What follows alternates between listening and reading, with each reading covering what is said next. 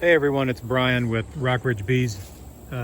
Sorry I haven't done a lot of posting this year. I think I've only made, 2 or 3 videos. I've just been pretty busy with work and just kind of haven't had the time to make some videos. But I did want to make one. It's the fall. It's September 29th. The goldenrod is blooming. You can see it right here.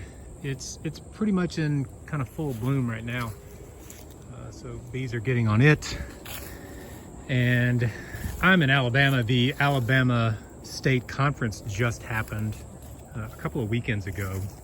And I wanted to make a video mainly to update what I purchased. I purchased a few of these top covers from Bob Benny.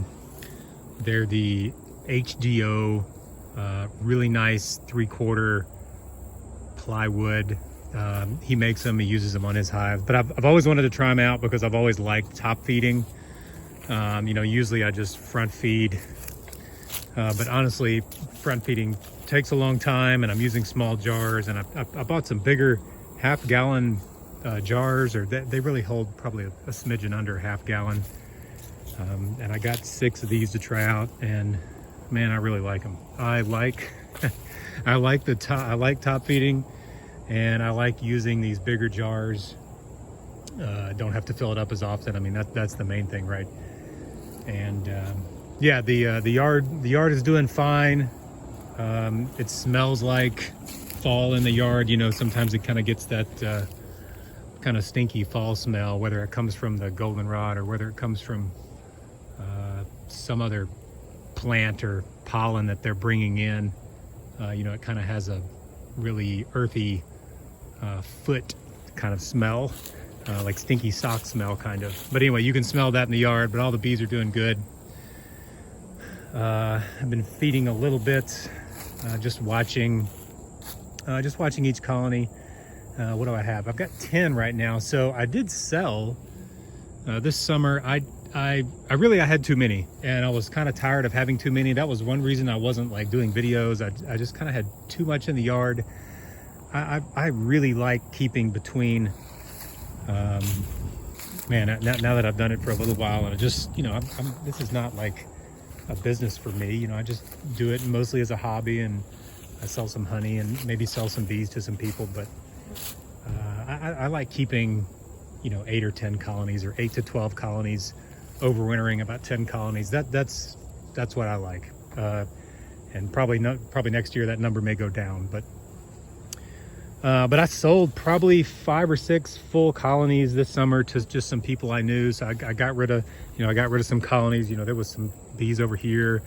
There are still 2, they're bigger than nukes. There's still 2 colonies in this horizontal hive. This one over here is on about 9 frames, and this one about the same. So I'll just let them live in there through the winter time. They'll be fine. Everything else is on double deeps right now. I won't, if I have to reduce any of these colonies, I'll do them later. Later, mid-October, late October.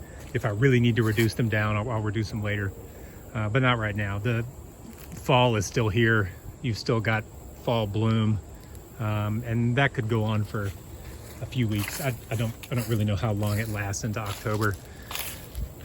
And so I also did the thing that I never say I do, which is I put a honey super back on this colony, because this colony was huge in mid-September. They were really big, and so I was like, what the heck? I'll put a honey super on here and see if they bring anything in that is excess. Normally we don't see that around here, or I don't see it around here. I'm right outside of Birmingham in Alabama, so that horizontal is empty over there. And again, I need to redo some legs on that thing, but I'll use it again next year for nukes. But I just have 1 honey super on this, just to kind of goof around with it. So I'm not feeding them. Any feeders you see on the front, they're not in use. I'm just, there's a few feeders on the front down here, but the ones with the top feeders in use, I'm not feeding them from the front. And I only bought 6 of these, but I am definitely going to buy some more. I really like them, and I bought some of these jars down at the Alabama conference, and bought a bunch of sugar. Bob Bennett, he got a lot of my money. at the conference. So they're nice. I like them. I'll probably buy another, you know, half a dozen more to just have some for the rest of my colonies, or the rest of my hives. Yeah, and I'll slowly just kind of get rid of these top covers, or these telescoping covers. Yeah, I could just drill a hole in this, right? You know, this is just a, you know, 71, I think, millimeter hole for this standard mason jar lid. Yeah, you could just drill a hole in this, but I like the idea of running the like not running the telescoping, trying this out. I still like to use inner covers. Like this one doesn't have an inner cover on it, but I still like to use inner covers. I don't know. I'll probably get out of that habit too, as well, maybe. But I've got inner covers on all the other ones with the migratory lids. But you can do it either way. I like to have that gap.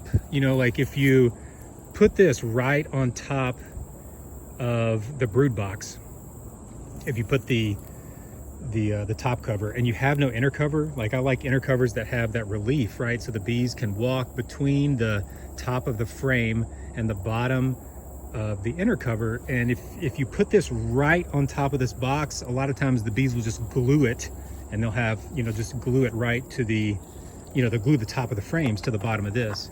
And the inner cover will kind of keep them from doing that. It just keeps the top of the frames a little cleaner.